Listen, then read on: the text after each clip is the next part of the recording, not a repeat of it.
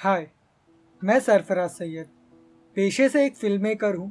मुझे घूमना, दुनिया एक्सप्लोर करना, इन सब चीज़ों का बड़ा शौक है। बचपन में मुझे ज़्यादा मौके तो नहीं मिलते थे घूमने के, क्योंकि वो हमारी फैमिली की सबसे आखिरी प्रायोरिटी रहती थी। इसी वजह से मैंने लाइब्रेरी की किताबों को ही अपनी सवारी बना ली।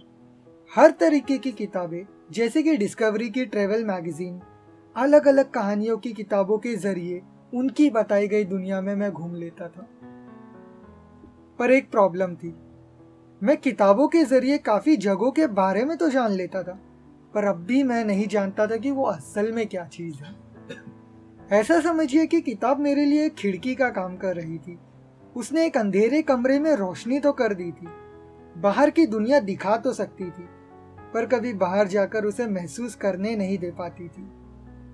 उस खिड़की ने मुझे अपने कमरे में ही रहकर दुनिया को देखने की सिक्योरिटी दे रखी थी, जिस वजह से दरवाजा खोलकर बाहर जाने की हिम्मत नहीं मिली कभी। तो ऐसे ही वक्त बीतता रहा। कुछ महीने पहले मेरी मुलाकात समीर नाम के एक शख्स से हुई, और बातों बातों में उसने मुझे मुंबई टू हैदराबाद उसके ट्रक में चलने को कहा।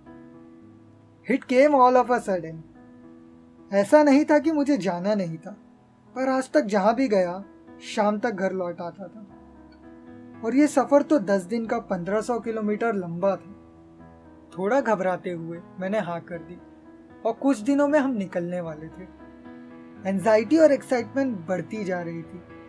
जैसे जैसे सफर का दिन करीब आता जा रहा था कि अचानक 2 दिन पहले उसने बोला कि कॉन्ट्रैक्ट कैंसिल हो गया due to certain problems. So plan तो कैंसिल। निराश हो गया था मैं कि फर्स्ट टाइम ऐसा मौका मिला और वो भी चला गया। 6 महीने बीत गए। वो अपने काम में लग गया, लोकल दूरी पर ट्रांसपोर्ट में, और मैं भी अपने फिल्म मेकिंग में एज अ फ्रीलांसर। बहुत मेहनत के बाद एक बड़ी शूटिंग कॉन्ट्रैक्ट हाथ में लगी, जो करीब 5 दिन में शुरू होने वाली थी। फाइनल कंफर्मेशन मुझे 1 दिन में देना था। मैं तो काफी खुश था, इतना बड़ा कॉन्ट्रैक्ट। उतने में समीर का कॉल आया और उसने कहा कि दोबारा वो मुंबई हैदराबाद डील मिली है, सो क्या मैं चलूंगा। मैं मना ही करने जा रहा था कि उसने कहा कि इसके बाद मैं कुछ साल तक गांव चला जाऊंगा, सो फिर कब ये मौका दोबारा मिलेगा हमें नहीं पता। अब मैं मुश्किल में था। दिमाग बोल रहा था डील, शूटिंग डील। दिल बोल रहा था ट्रेवल। 2 दिन में ट्रेवल को निकलना था और 1 दिन में कंपनी को कंफर्मेशन देना था। शूटिंग कॉन्ट्रैक्ट को हाँ किया तो ट्रेवल का मौका, that too on an Indian truck. फिर कब मिलेगा क्या पता। ट्रेवल को हाँ किया तो शूटिंग कॉन्ट्रैक्ट हाथ से निकल जाएगा। अब क्या है ना, आर्टिस्ट का दिल की तरफ झुकाव थोड़ा ज्यादा होता है ना। तो हाँ कर दी ट्रेवल को। अगले ही दिन मुझे सुबह 5 बजे निकलना था। रात में सारी पैकिंग कर ली थी, पर बिन मौसम बरसात शुरू हो गई थी।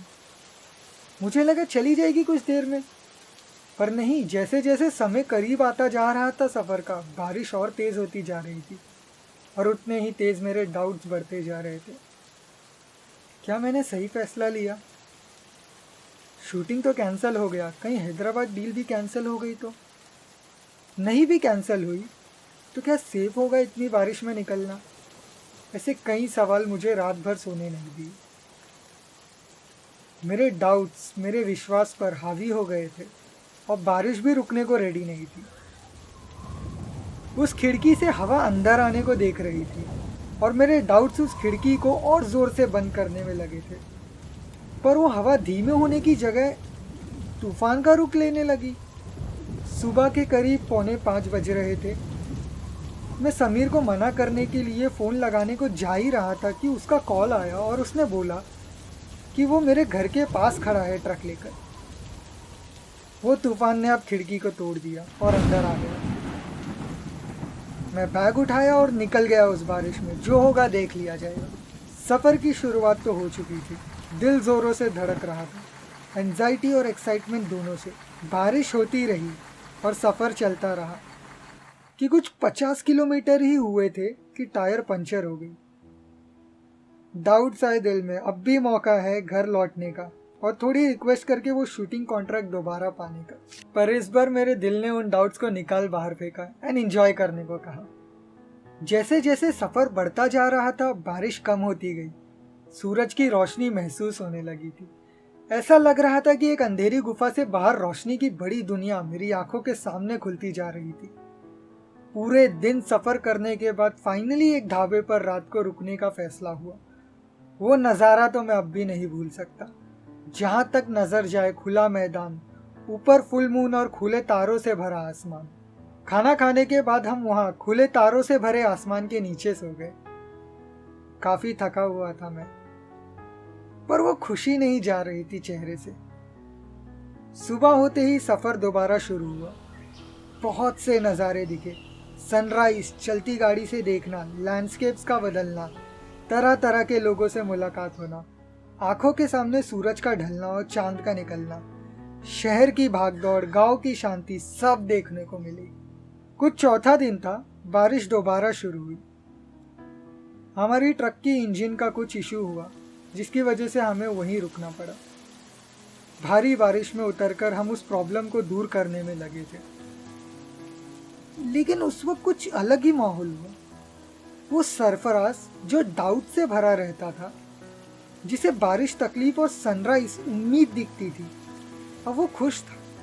मुझे वो बारिश खुदा की रहमत जैसी दिख रही थी। अब मैंने वो सनराइज, सनसेट, धूप, बारिश, लोग, पहाड़, सड़क को जज करना छोड़ उन्हें बस ऑब्जर्व करने लगा। मैं महसूस करने लगा था कि जिंदगी को बिना किसी सांचे में रखकर तो देखो। I was experiencing life itself in its essence. Life को महसूस करने का वो बीच अब पनप चुका था। वो दरवाजा खुल चुका था। मैं सोच भी नहीं सकता था कि खिड़की से दरवाजे तक की दूरी को 1500 किलोमीटर का सफर लग जाएगा।